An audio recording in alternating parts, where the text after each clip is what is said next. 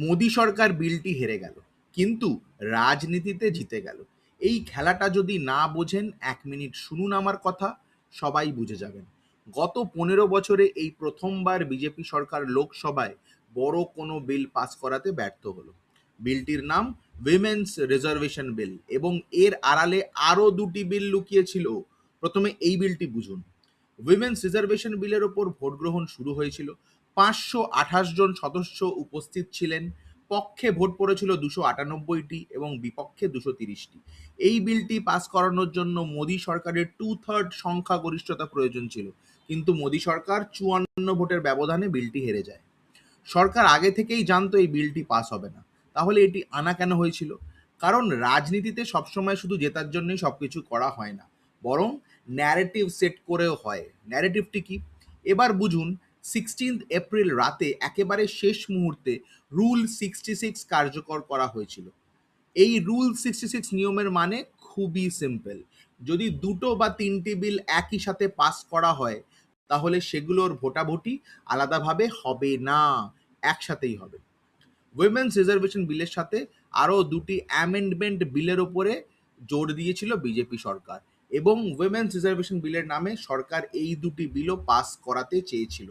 এর অর্থ খুবই সহজ। যদি উইমেন্স রিজার্ভেশন বিল পাস হয়, তাহলে অটোমেটিক্যালি সেই দুটি বিলও পাস হয়ে যাবে।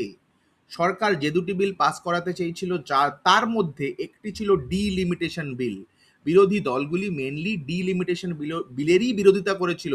উইমেন্স রিজার্ভেশন বিলের উপর কোনো বিরোধিতা ছিল না।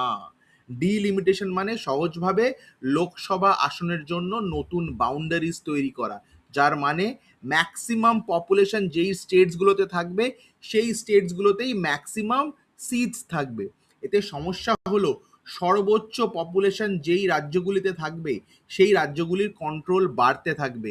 অন্যদিকে যে রাজ্যগুলির জনসংখ্যা কম বা পপুলেশন কম, তারা নিয়ন্ত্রণে রেখেছে, তারা বেশি এডুকেটেড, তাদের আসন কিন্তু কমে যেতে পারে। এতে অনেক রাজ্যই মনে করেছিল যে তাদের রাজনৈতিক ক্ষমতা ক্ষুণ্ণ হতে পারে। যেমন সাউথ ইন্ডিয়ার সমস্ত রাজ্য, যেগুলোর পপুলেশন নর্থ ইন্ডিয়ান রাজ্যগুলোর তুলনায় অনেকটাই কম। এখান থেকেই পুরো বিতর্কটি শুরু হয়েছিল। বিরোধীরা উইমেন্স রিজার্ভেশন বিলের বিরুদ্ধে ছিল ওরা, বরং ছিল ডিলিমিটেশন বিলের বিরুদ্ধে। বিরোধিতা ছিল, এবং এটাই ছিল পুরো খেলা। ভোট গ্রহণ হলো, বিরোধীরা প্রতিবাদ করলো, এবং মোদী সরকার এই বিলটি পাস করাতে পারলো না। এখন মন দিয়ে শুনুন। এখন প্রতিটি নিউজ চ্যানেলসে অ্যাঙ্কার্সরা গলা ফাটিয়ে চিৎকার করে বলবে, উইমেন্স রিজার্ভেশন বিল বিরোধীরা পাস করাতে দেয়নি। আপনারা দেখবেন সেন্ট্রাল গভর্নমেন্টের লিডার্সরা তাদের